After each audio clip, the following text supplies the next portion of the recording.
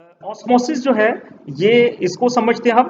तो ऑस्मोसिस को बुनियादी तौर पर जो है हम समझने से पहले जो है इस डायग्राम को देखेंगे कि आप देखें यहाँ पर पहले मैंने आपको जो बताया था कि सेमी परमिएबल मेम्ब्रेन किस किस्म की मेम्ब्रेन है।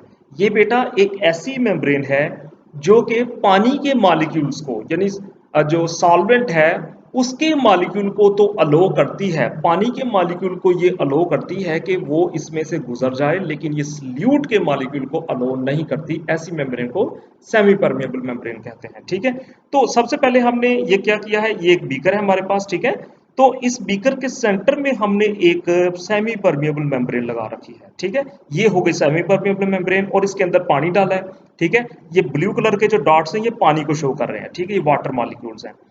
अब जैसे ही हमने इस बीकर में पानी डाला है तो हमारे पास दो तरह के जो है वो इसके दो पोर्शन आ गए हमारे पास, एक तरफ ये और एक तरफ ये। अब हमने क्या किया है कि इस साइड पर एक शुगर का मॉलिक्यूल ऐड किया है और दूसरी तरफ शुगर के 4 मॉलिक्यूल ऐड किए हैं। ठीक है, अब जैसे ही मैंने यहां पर शुगर का एक मॉलिक्यूल ऐड किया है तो यहां का वाटर पोटेंशियल कम हो चुका है।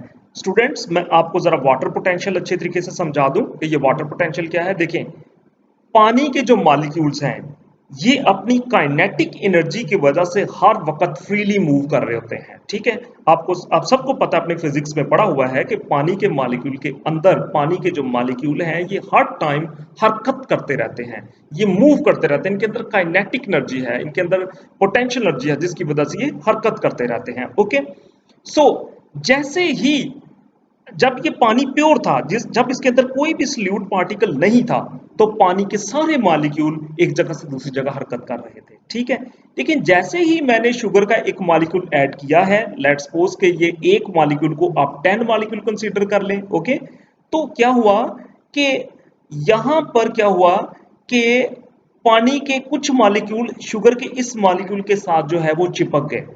ठीक है, यानी कि जो मॉलिक्यूल पानी के इस शुगर के मॉलिक्यूल के साथ चिपक गए थे, अब वो हरकत नहीं कर रहे, वो फ्री हरकत नहीं कर रहे, उनकी हरकत स्टॉप हो गई है। ठीक है, जिसकी वजह से पानी का जो वाटर पोटेंशियल है कम हो चुका है, यानी वाटर पोटेंशियल पानी की हरकत करने, पानी के मॉलिक्यूल की हरकत करने की एबिलिटी कम हो गई है, ये है वाटर पोटेंशियल। ठीक है, तो कुछ मॉलिक्यूल शुगर के साथ अटैच हो गए हैं, अब वो हरकत नहीं कर रहे। तो यहां पर क्या हुआ कि वाटर पोटेंशियल कम हो चुका है, वाटर पोटेंशियल कम हो गया है। अब दूसरी तरफ देखें, अब मैंने यहां पर शुगर के 4 मॉलिक्यूल ऐड कर दिए हैं, तो यहां पर हर मॉलिक्यूल के साथ पानी के कई मॉलिक्यूल जुड़ जाएंगे और फिर उनकी भी हरकत स्टॉप हो जाएगी, वो भी बहुत कम हरकत करेंगे, यहां पर भी वाटर पोटेंशियल कम हो जाएगा। यानी यहां पर सल्यूट पोटेंशियल बढ़ गया है और वाटर पोटेंशियल कम हो गया है, यहां पर भी सल्यूट पोटेंशियल बढ़ गया और वाटर पोटेंशियल कम हो गया है।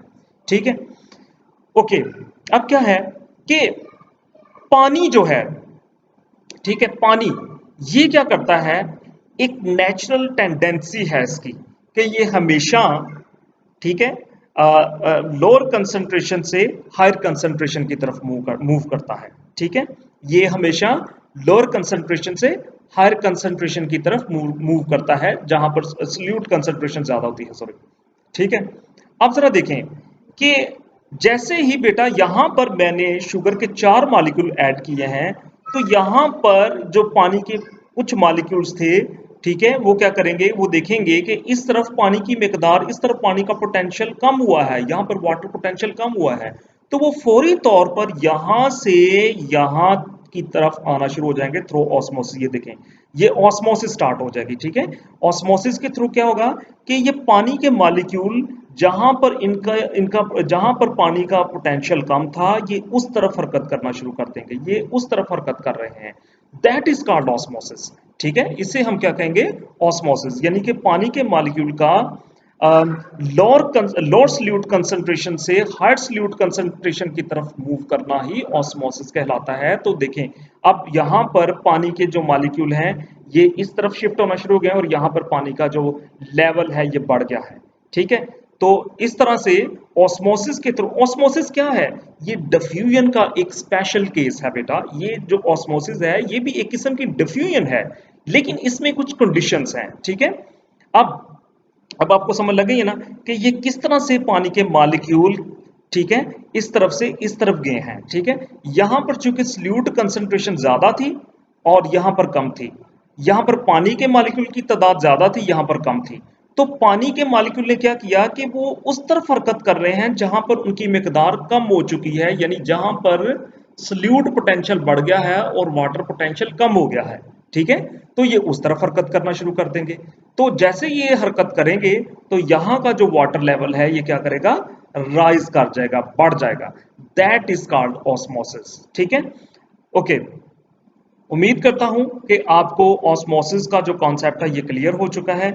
इंशाल्लाह ये लेक्चर का पार्ट 1 था, ये डिफरेंट पार्ट्स में है। ठीक है, तो इंशाल्लाह नेक्स्ट लेक्चर में हम फर्दर जो है osmo regulation in plants and osmo regulation in animals को कवर करेंगे।